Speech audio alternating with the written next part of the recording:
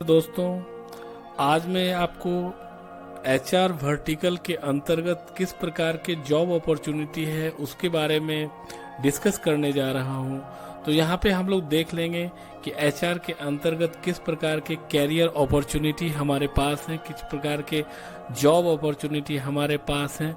तो इसको मैंने पार्ट 1 रखा है क्योंकि इसमें मैंने ओनली 3 रिस्पॉन्सिबिलिटी और 3 रोल और 3 वर्टिकल जो एचआर के अंतर्गत आते हैं उसको मैंने यहाँ पे डिफाइन करने की कोशिश की है, जो आपको बहुत ही ईजीएस्ट वे में समझ में आएगा। और इससे रिलेटेड कोई भी जानकारी होगी तो या फिर कोई भी प्रकार की आपकी क्वेरी है तो बिल्कुल आप कमेंट बॉक्स में इसको ड्रॉप कर सकते हैं। तो चलिए हम लोग देख लेते हैं इसमें क्या है। तो यहाँ पे फर्स्ट है, देखिए, रिक्रूटमेंट। तो रिक्रूटमेंट बहुत ही एक वास्ट प्रोसेस है। आपको पता है कि रिक्रूटमेंट का जो प्रोसेस का एक्टिविटी है उसके अंतर्गत बहुत सारे प्रोसेस से गुजरना पड़ता है, जैसे सीकिंग आउट करना, फाइंडिंग करना, हायरिंग करना कैंडिडेट्स को।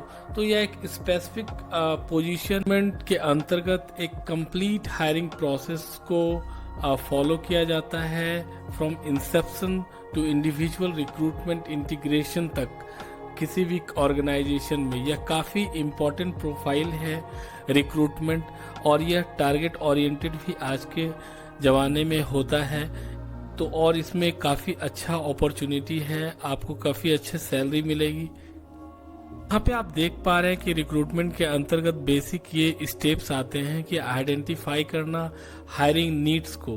क्या आपका एग्जिस्टिंग हायरिंग रिक्वायरमेंट है, उसके आधार पे ही आपका जो भी जॉब डिस्क्रिप्शन बनाया जाता है, उसके बाद आपको रिक्रूटमेंट स्ट्रेटेजी प्लान किया जाता है, किस प्रकार से आप इसको करेंगे। उसके बाद आपको स्क्रीनिंग और शॉर्टलिस्ट कैंडिडेट्स का रिज्यूम किया जाता है, फिर आपको इंटरव्यू प्रोसेस किया जाता है, फिर आपको ऑफर लेटर दिया जाता है, और जब एम्प्लॉय ज्वाइनिंग के समय आते हैं तो उसका कंप्लीट ऑनबोर्डिंग प्रोसेस किया जाता है। उसके बाद एम्प्लॉय ज्वाइन कर जाते हैं। तो इसी को हम लोग कंप्लीट रिक्रूटमेंट प्रोसेस कहते हैं। सेकेंड टॉपिक बहुत ही इम्पोर्टेंट है, या वर्टिकल बहुत ही इम्पोर्टेंट है, जो है एचआर जर्नलिस्ट का प्रोफाइल। तो एचआर जर्नलिस्ट के प्रोफाइल के अंतर्गत क्या होता है कि कंप्लीट मतलब प्रोफाइल होता है एचआर जर्नलिस्ट का, आप कह सकते हैं। इसके अंदर हायरिंग, इंटरव्यू, स्टाफ का किया जाता है, एडमिनिस्ट्रेटिव का कुछ रोल आपको प्ले करना पड़ता है, बेनिफिट्स की आपके पास कुछ रोल रिस्पॉन्सिबिलिटी आते हैं, लीव को मेंटेन करना है, इन्फोर्सिंग कंपनी के पॉलिसीज और प्रैक्टिस को आपको मेंटेन करना है। तो यह एक प्रकार से आप कह सकते हैं यह कंप्लीट प्रोफाइल है। इसमें आपको हर वर्टिकल का नॉलेज मिलेगा। ये काफ़ी एक्सपोजर इसमें मिलता है कि आप किसी भी जो भी एचआर का रिस्पॉन्सिबिलिटी है उसको क्रिएट कर सकते हैं, उसको अपडेट कर सकते हैं। आप पॉलिसीज को या कंपनी के गाइडलाइन को मेक श्योर बना सकते हैं, जो भी लेटेस्ट लॉज हैं उस सभी को आप अपडेट कर सकते हैं। तो ये सारी काफ़ी इम्पॉर्टेंट है ये एचआर जर्नलिस्ट का प्रोफाइल, और ये काफ़ी पॉपुलर भी है आज के इरा में।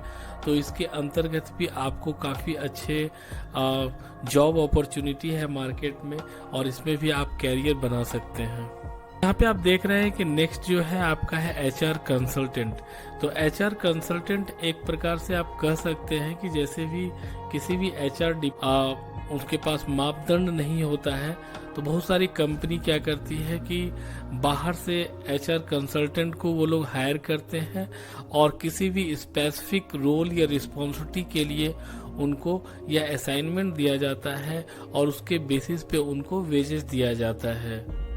तो आप यहाँ पे देख सकते हैं कि एचआर कंसल्टेंट का एक एवरग्रीन फील्ड होता है। आप एज ए फ्रीलांसर भी काम कर सकते हैं। जैसे अभी पॉस का एक बहुत ही इम्पोर्टेंट रोल होता है किसी भी कंपनी में फॉर एचआर के लिए, या फिर labour laws, employ acquisition, retainment, compensation and benefit, employ incentives and rewards program होता है, company culture after merger acquisition के बाद, या फिर एम्प्लॉय मोटिवेशन। तो इन सारे वर्टिकल में से किसी स्पेसिफिक वर्टिकल के लिए भी एचआर कंसल्टेंट को हायर किया जाता है, या फिर आप आउटसोर्स मतलब इसके किसी फंक्शन के लिए भी आपको एज ए एचआर कंसल्टेंट के रूप में हायर किया जा सकता है।